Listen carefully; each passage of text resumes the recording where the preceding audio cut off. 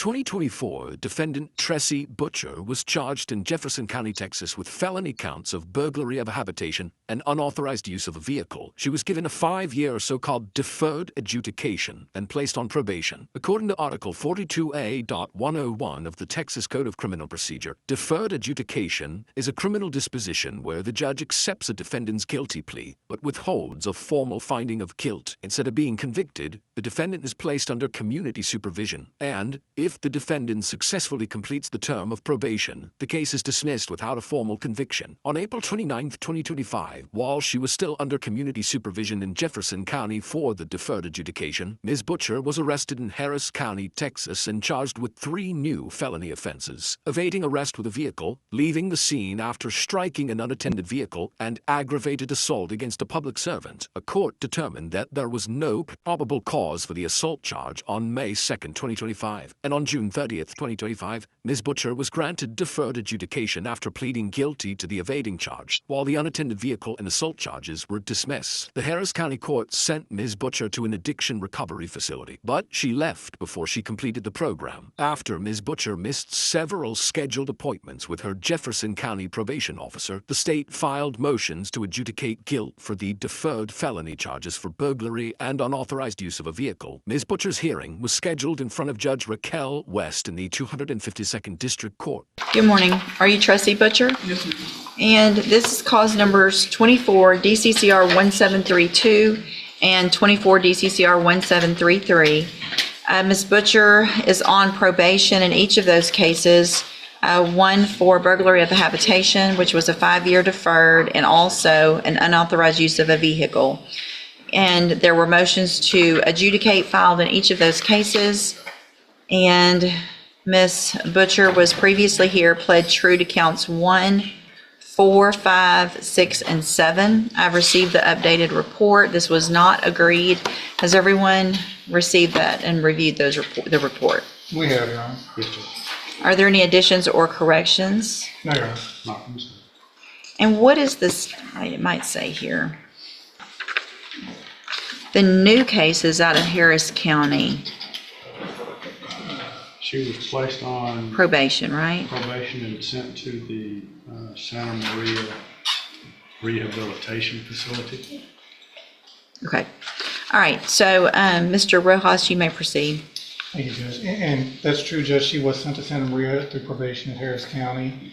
And as the PSI points, or the updated PSI points out, she left that facility.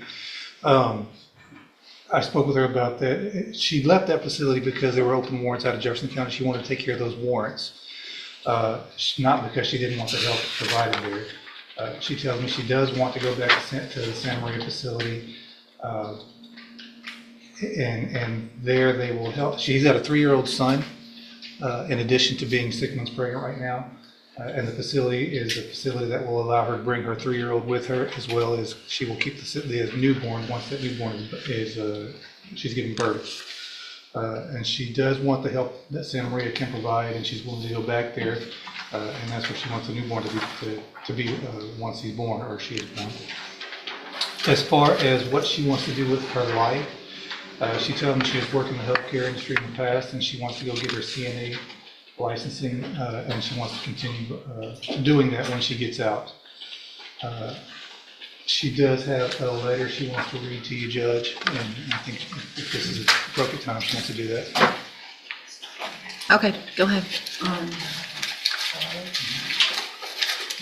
Dear Honor, I have been in jail since April 29, 2025. I left the rehab because I wanted to come back here and turn myself in. Let me just stop you real quick right there, because the officer called Santa Maria, and the people at Santa Maria, according to what that officer put in this report, said that you left the facility because you changed your mind. I did not. Hang on. Quote, Santa Maria is not the best option for me at this time. Are you saying you did not say that? I did not say that. She know why I left because I had a warrant for my arrest and I didn't want the police to pick me up. I couldn't go to the DPS and get my ID and stuff, so I was gonna come back to Port Arthur, turn myself in, and just go from there. But I didn't leave because I didn't want the help. That's why I found out I was pregnant on March March 31st, I found out I was pregnant. I was in that rehab. I left because they wanted me to go to get my ID, and I couldn't go there because I had a warrant out for my arrest. Okay, so you found out you were pregnant in March, Yes. and then you went and committed an evading arrest with a vehicle, a duty on striking an unattended vehicle, and an aggravated assault against a public servant a month later after you found out you were pregnant? I was on drugs, Your Honor. While you were pregnant? Yeah, I made the mistake of leaving the rehab, and I got on drugs, and the next few days later, I got arrested. But you said you made the mistake of leaving the rehab, but you said you left the rehab to come and turn yourself Yeah. in. So So you I didn't bought a leave the little- hang on.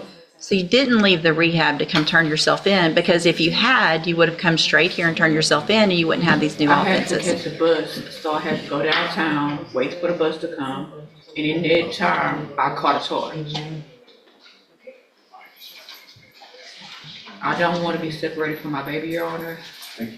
This is my, So in that time, hold on. So you had left the facility at least by April 17th, yes, and then your new charges were April 29th. yes, So that's 12 days Yes. of waiting on a bus and catching a I charge? didn't have the money, so I got the money together to catch the bus back out here, the Greyhound. And once I got the money, the day I was going downtown, I got arrested for trying to evade the police because I was on drugs. I was scared and I was on drugs. So all the times that you failed to report to the probation office, March 7th, March 10th,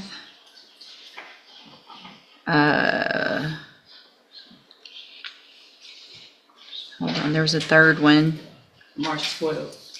March 12th, April 10th. I So never knew I had all those dates after the 7th. After the 7th, I thought I was revoked already. Judge West informs Ms. Butcher that she failed to report to her probation officer on 4 separate dates, and Ms. Butcher claims that she did not know she had additional reporting requirements after she missed the March 7th appointment. She assumed that her probation had been revoked for missing the first date. However, community supervision is not revoked automatically as the result of a violation. When a defendant violates a condition of deferred adjudication community supervision, the state can ask the court to formally convict the defendant, and under Article 42A.108 of the Texas Code of Criminal Procedure, the defendant is entitled to a hearing before the court can proceed with an adjudication of guilt on the original charge. Accordingly, Ms. Butcher's assumption that her probation had been revoked after she missed her first scheduled report reflected an inaccurate understanding of the legal processes involved. Additionally, it should be noted that Article 42A.109 of the Code of Criminal Procedure creates a quote-unquote due diligence defense for defendants who are alleged to have violated their deferred adjudication probation for a failure to report to a supervision officer as directed. If the defendant can prove that the supervision officer failed to contact or attempt to contact them in person about the required appointment, they may have a defense for their failure to report. However, to succeed in this defense here, Ms. Butcher would need to prove not only that she did not know about the appointments, but that the probation department did not make the basic in-person attempts that the statute contemplates. After the first time I did report, I thought I had a warrant out for my arrest, and I went to the rehab. but you talked to the probation officer I between talked to then, her on the 7th. and you talked to her ugly. I got out of jail in March 6th in Harris County. I called her that day.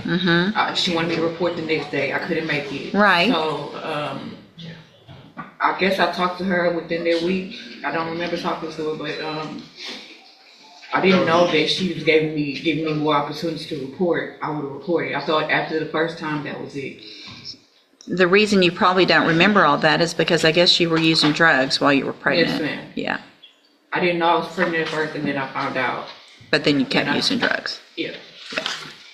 I need help, and Santa Maria is a good place, and they'll offer me mental health service, and I have an autoimmune disease that they offer treatment for. Jefferson County hasn't been giving me the medication for it. And since I've been here 2 days. They haven't given me any medication, so my baby can, yeah. I don't want to say it out loud what it is, but I need the help that Santa Maria offers. I don't want to be separated from my kids any longer. My 3-year-old is with my friend, and I want him to be able to come with me. I just want to be able to keep my kids with me and get the help I need mentally and with the judge. So where do you actually live? I live on What city? Port Arthur. So Santa Maria is what, 90 days? It's up to 6 months, 6 months to 18 months.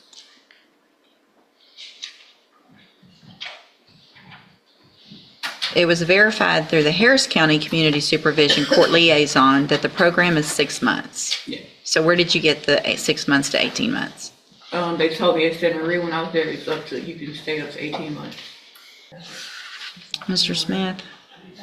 Judge, I spoke with Misty Hoffman, who's an assistant DA in Harris County, before they sent her to the Santa Maria program. They were thinking about doing that, and she tried to explain to me what it was, and I explained to her. Our intention was not to keep her on probation, it was to seek a revocation in this case. I think everything that she has said up to this point kind of lends credence to the fact that probation is, she's not going to be successful on probation. I think even today you can see that she gets, according to the PSI, becomes impatient, easily irritated, argumentative, and confrontational. She's been non-compliant basically since she started in on probation and has made no progress and has no plan. This is the first that we've heard that she even has a residence in Port Arthur. We had no idea that she had any kind of residence in Jefferson County. She didn't have one prior to this, so I don't even know whose house this is. The state argues that Ms. Butcher's probation should be revoked based on her failure to comply with the requirements of her probation. As we discussed earlier in this episode, under Article 42A.10A of the Texas Code of Criminal Procedure, community supervision for a deferred adjudication can be revoked when the judge concludes after a hearing that the defendant violated a condition of their probation. If the judge decides to move forward with an adjudication of guilt, Article 42A.110 of the Texas Code of Criminal Procedure explains that the case proceeds as if guilt had never been deferred at all. This means that the court will formally convict the defendant and pronounce a sentence for the adjudicated charges. Therefore, by asking for Ms. Butcher's probation to be revoked, the state is arguing that she should be convicted and assigned a punishment for the burglary of habitation and unauthorized use of a vehicle. So here's the thing. Yes, ma'am. Talking over people, Sorry. being confrontational with your probation officer is not going to get you anywhere. Right? Yes, ma'am. So if you have, what's the place in Port Arthur that you have to live? It's a home. It's a house. Whose house? It's my house. I've been renting it Since when? since before I got on rehab. I've been using the same address. Well, but Before I got probation. you told probation that you didn't come back here, but hold on, because you were homeless. I've never been homeless, ma'am. You said that in the original pre-sentence report. No, I told her I was at a motel and she assumed I was homeless, but I'm not homeless. But originally, when I put you on probation, I gave y'all.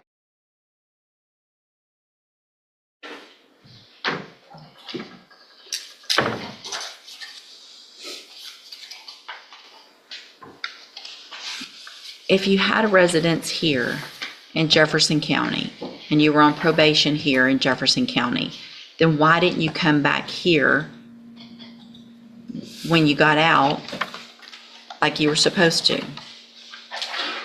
I tried to come back and I did come back. I didn't report because I thought I had a warrant out. I thought I was revoked already. So you were just going to wait it out until they came and caught you? Came to turn myself in and I got arrested. I was going to turn myself in. Everything you're saying is conflicting. How? Because you're, I'm here. I'm here. yeah, you're here in custody and you're just, I think you've told so many lies to everybody that you don't know how to keep up with them. It's no lie, ma'am. I was in Houston. I came back and I I came back March 7th. I was here. I didn't report. I was on drugs. So you were already here March 7th. I was here March 7th. I was here. And then she told me to come in. So there's no reason on March 7th that you couldn't have, you were talking to her about needed a bus and all this stuff. That was all just lying back then. No, I was in Harris County. I got here March 6th. She told me to report March 7th. So if you were here March 7th. Yes. Y'all know I was on drugs. Our jail reports to the judge. Can you please give me the help that I need and let me keep my kids? Well, I put you on probation in the first place to get the help that you need. I put you on probation. Hang on. I put you on probation for 2 felonies with all the resources we have to help you. And instead of taking advantage of those, you came back, you didn't go ask for help, you just had to show up one time and say, I need help, I'm pregnant, I'm using drugs, I need help. It's easy to say you need help when you've picked up 3 more felonies. I didn't pick them up, they dismissed them, I only got 1. They dismissed the other ones. Well, I'm sure that was part of some plea agreement. You still got arrested for 3 ma'am. felonies, serious felonies. Not just little stuff, not a possession case. Your Honor, please, I do not want to be a felon. I can't complete Well, this. quit committing felonies. Yes, ma'am, that's because of the drugs. Then I lost a baby last year. I had a stillborn at 7 months pregnant because of drugs. I need help with drugs and rehabilitation. Maybe you need to stop getting pregnant for a while. Yes, ma'am. Looks like one of the jail incidents also involved an assault of another inmate and an attempted threw a bar of soap and actually hit one of the correctional officers and tried to swing on one of the other correctional officers. That is okay. What I that? never tried to assault a correction officer at this time. No. Like jail, prison time. No. The state contends that while Ms. Butcher was in jail, she threw a bar of soap at another inmate, hitting one of the correction officers instead, and then allegedly tried to swing at another one of the correction officers. This conduct could expose Ms. Butcher to additional criminal charges, as Section 22.01 of the Texas Penal Code includes in the definition of assault intentionally, knowingly, or recklessly causing bodily injury to another person, as well as intentionally or knowingly causing physical contact that a person would reasonably regard as offensive or provocative. Additionally, if the evidence showed that the correction officer suffered bodily injury and Ms. Butcher knew the victim was a public servant acting in an official capacity, the charge could be enhanced to assault on a public servant, which is a felony rather than a misdemeanor offense. Likewise, even if she did not actually hit the second correction officer, the allegation that Ms. Butcher tried to swing at the officer could still support an assault theory under subsection A2 of Section 22.01, which prohibits intentionally or knowingly threatening another with imminent bodily injury. Consequently, Ms. Butcher could have been charged with multiple counts of assault for this conduct, potentially even another felony. So why did you refuse to go to the hospital when you fell? Because I was feeling okay and I had a doctor's appointment coming up. I was going to tell her. The last time I told them I slipped and fell, they didn't do anything in the jail, so I was going to wait till I go to my doctor's appointment. But they wanted you to go to the hospital to get checked out. I didn't know they wanted me to go to the hospital. They just had me sitting in the infirmary. So you supposedly said you fell, you were refusing to go to the hospital. They told you the doctor wanted you to go to the hospital. You said that you would go, but asked if you could go back to your dorm first. And they said, we're not doing all that back and forth. You asked if you would be transported via van or EMS. They said, don't worry about that. Then you said, I refuse, I'm not going to the hospital. That's when I went, I talked to Dr. Kim. Dr. Kim told me whatever was wrong, I could tell the doctor when I went to the doctor. So that's what I was waiting on. So they're making it up that doctor wanted you to go to the hospital. They wanted me to go, and I told them I was going to wait until... But that makes me, you're not taking care of yourself and your baby. My baby is fine. How do you know? If you fell and hit your head and they wanted you to go get checked out at the hospital, then how do you know she's fine or he's fine? You don't know. I don't know what I'm gonna do. Go sit down for a minute. All right, Miss Butcher. Sorry we made you wait so long. I hear that you were a little disappointed in that in the back. I'm scared. I've never been to prison. Yeah, well, based on everything that I've already said, based on the fact that you stood here and told different stories about every single thing you said, based on the fact that you've already lost a baby and you're lucky you didn't lose this one, and who knows what's going to happen with this one because you were using drugs, based on the fact that you got felonies while you were on a felony probation, based on the fact that this lady here was trying to help you. You already left the place that you were given an opportunity to go to. Does probation have anything else to add, Ms. Kaur? Judge, just that I'm really concerned about the non-compliances she's had at the jail. Same. I'm really concerned about that. So here's what I'm going to do, Ms. Butcher. In cause number 24, DCCR 1732, I feel like you've given me no choice but to make sure that your child and children are safe and that the community's safe. I'm going to find that you entered your pleas of true to counts 1, 4, 5, 6, and 7 freely and voluntarily. Find those counts true. In 24 DCCR 1732, find sufficient evidence to find you guilty, and at this time find you guilty of burglary of a habitation. I'm going to sentence you to a term of 10 years in the institutional division of the Texas Department of Corrections. You will receive credit on that sentence for any time that you've been in custody that the law gives you the right to receive.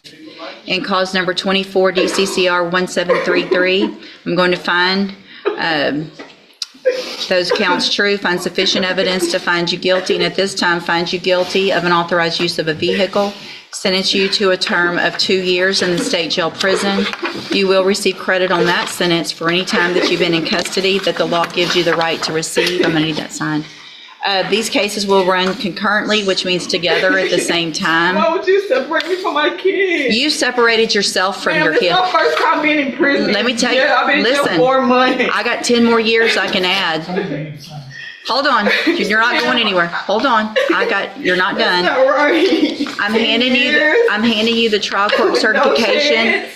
You had chances. I'm handing you the trial court certification that shows this was not an agreement. You do have some rights to appeal. You can talk to Mr. Rojas about that.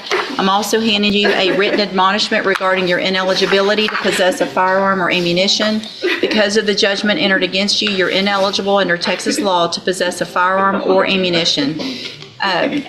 Possession of a firearm or ammunition could lead to charges against you. Firearm is a legal term. You should read the written admonishment I provide you to see what devices qualify as a firearm. You need to sign that and I'll give you a copy of it. If you had showed me that you could behave in our jail, there might have been some other things that I would consider, but. Thank you.